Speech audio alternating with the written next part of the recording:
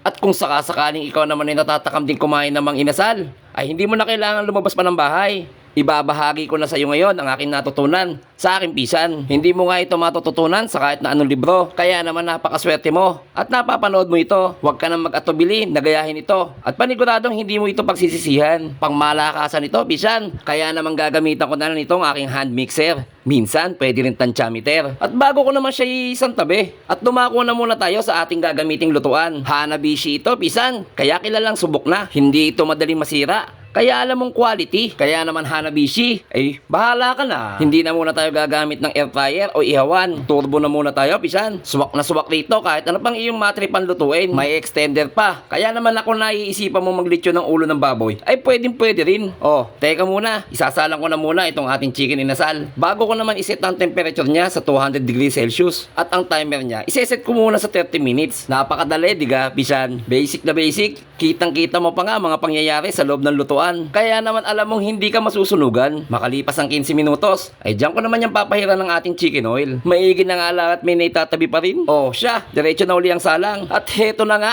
hindi na nga tayo binigo. At dahil loves kita, may sawsawan ka pa. Toyo at liquid seasoning. Samahan mo pa ng sili at pipigaan ko naman ng matinding kalamansi. Oh, arin na natin isama ito sa listahan ng ating pang-araw-araw. Ay, dali!